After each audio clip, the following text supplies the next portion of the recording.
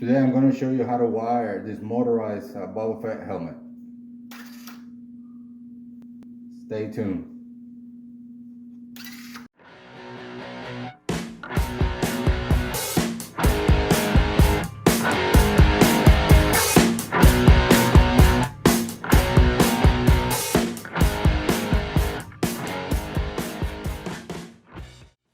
Okay, so the first thing that I would recommend everybody to do before they start doing this is I'm going to put this guy Frank from Frankly's Built, his video of analog electronics.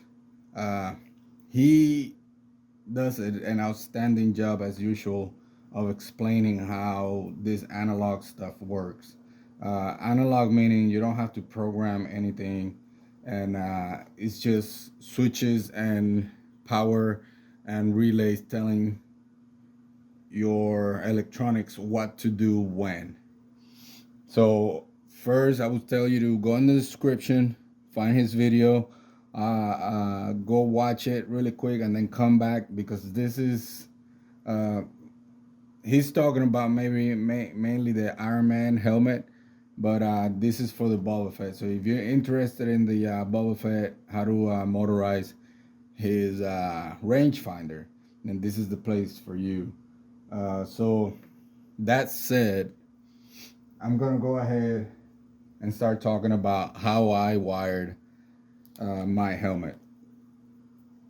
So the first thing and the most important one is your dual relay switch or dual relay board. This is going to be the brains of telling your servo when to move up, when to move down, and switching the polarity on it.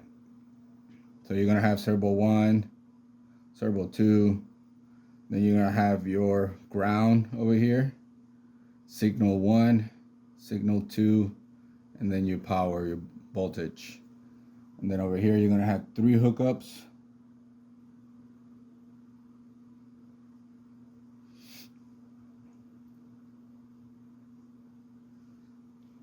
And this is where you're going to end up hooking up some of your power and your servos.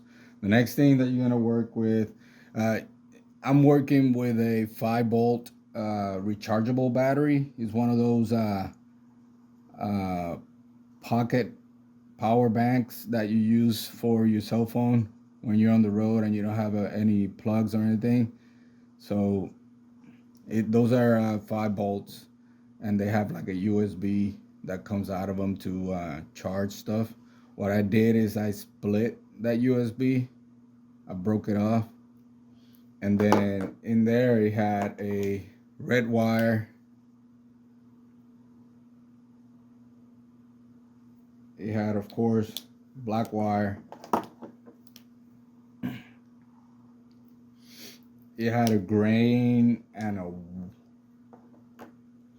white, I'm pretty sure. The green and the white you don't have to worry about. Those are the signal wires. The only thing that you have to worry about is your red and black.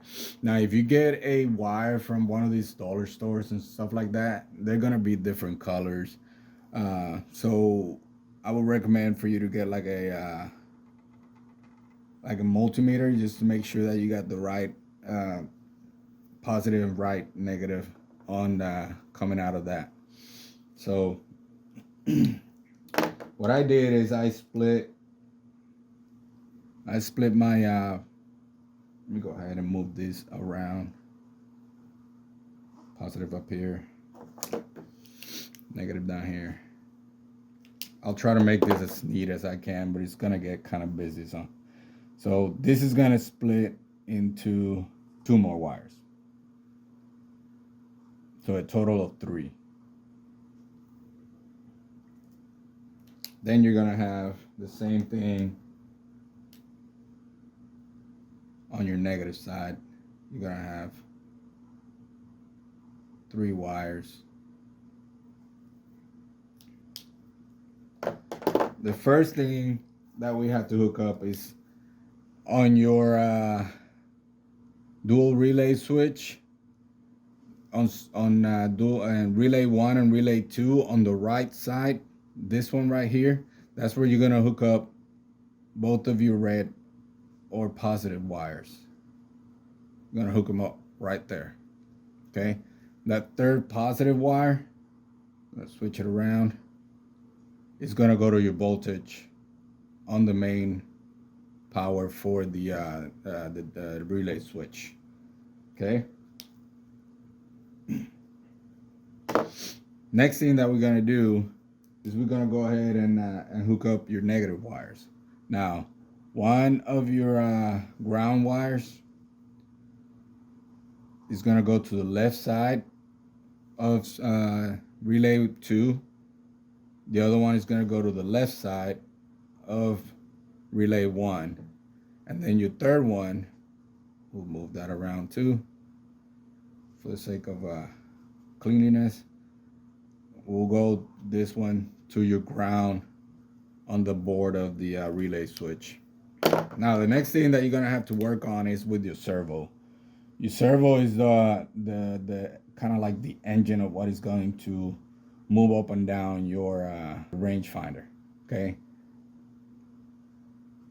When you looked at Frank's video, he also talked about how to hotwire a servo. I will tell you to do that because you're gonna need to do that for this setup. So you're gonna have 2 wires coming out of the back of your servo. One wire is gonna go to the middle contact of relay 1, and then the other wire is gonna go to the middle contact of relay 2. All right, he explained it, and for you to move the servo back and forward, you just need to change the polarity, and that's what this relay board is gonna do for you. Again, if you didn't watch this video, go watch this video, come back. This is gonna make a lot more sense when you do that. So we got the servo connected, we got power connected to everything. The next thing that we need to work on is your limit switch, because your servo is gonna go, especially if you get the MG996, which is the one that I got. It's pretty beefy, and what I like about it is actually it doesn't need any help to bring the rangefinder back up. All right, it'll go down easy and it'll come back up just fine because they have enough power to pull it back up without any assist. So I like that. The negative on the side of it's because it's pretty beefy and it goes pretty deep in your helmet. For a Boba Fett helmet, it shouldn't really matter much because it's wide anyways.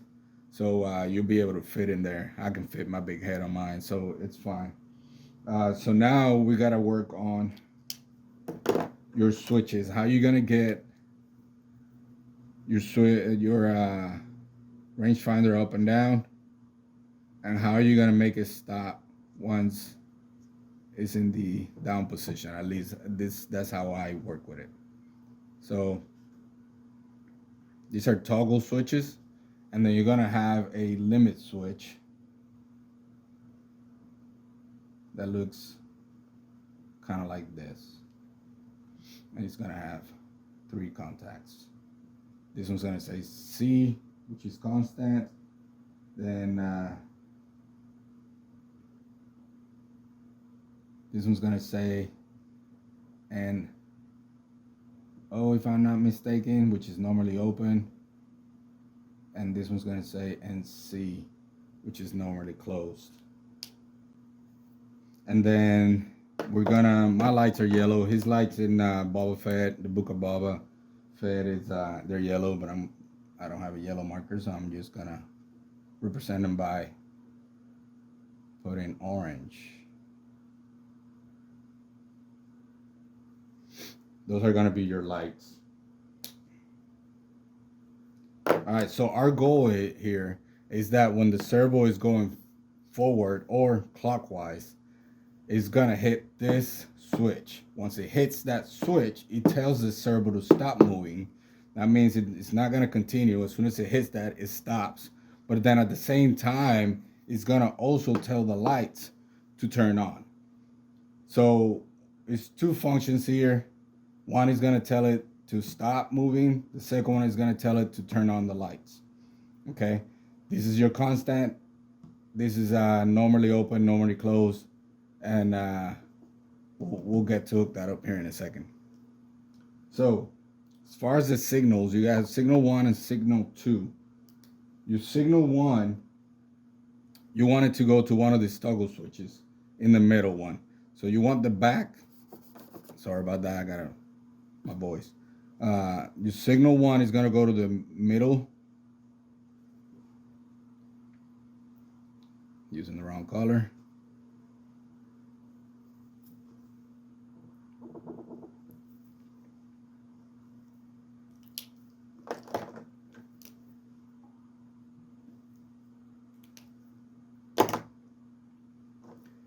Okay, so signal 1, you're going to go ahead and just throw that one to the middle prong for the back toggle. And I'll explain to you why we're using 2 toggles, or at least why I use 2 toggles. You can change it yourself as well. I did it, and I'll tell you the reason why here in a second. And then what you're going to do is that you're going to pair up these 2 toggles from the front prong to the back prong. Just putting these 2 toggles together and having this signal go through here and to this toggle when it's all the way in the back.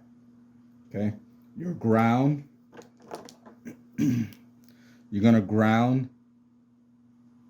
your first toggle in the middle. It's gonna go to ground. And then your signal, which is pretty much this whole chain right here, this signal is going to go to your normally closed limit switch. Okay? Now,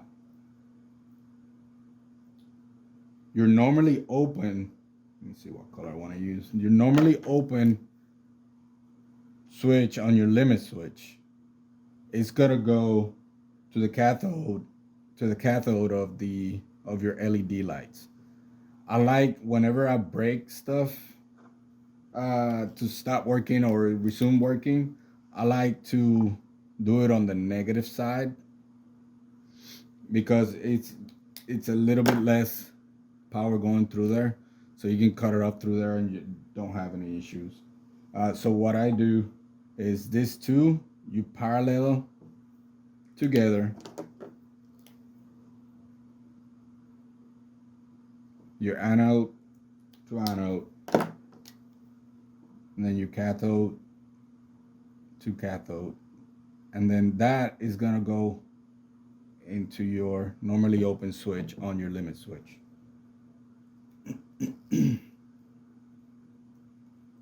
Then your normally closed is gonna go all the way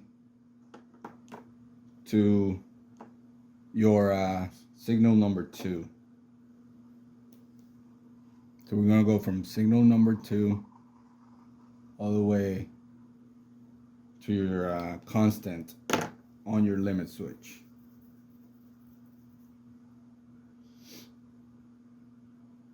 Okay. Now the last thing that we have to worry about is to power your lights. Well, of course, you're gonna have to power your lights with a positive on here, so you can throw it to any of these positive lines that you have, any of these voltage lines you have on there. You can throw it straight to the to your positive line coming straight out of the battery. We just have to make sure, because these lights, they can only go up to a certain voltage. I think the yellow ones, if I'm not mistaken, it's like 2.0, 2 volts of power. And since we're giving 5 volts for the whole system, anywhere that you hook up is going to be 5 volts. Well, so what you got to do is, we'll throw this to any of these positive lines, preferably the main line going out. because you know that's always going to have some power. And then we're going to have to throw a resistor in there. Okay, so this right here is going to have to be broke open by a resistor.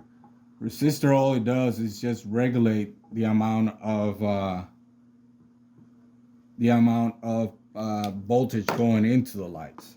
Okay, for you to get the actual voltage or the actual ohm size for the resistor you're gonna put on there, I'm gonna put a website in the description below that I went in there. I plugged in the voltage, the how many bulbs am I using, and then the milliamps that the bolts that the LEDs use, and then you just hit calculate, and how many volts are you using as your power, and then you hit calculate and tell you the exact size of the resistor that you need to put in that line. All right, so you just gotta make sure that you use that resistor. If you don't, you're just gonna make this lights just get fried. That's what you're gonna do. All right. So pretty much, in a nutshell, this system right here will make your rangefinder come down, hit the limit switch, stop moving, and then turn on the lights. And then when you hit it on this switch to go back up, then the rangefinder is gonna go all the way back up.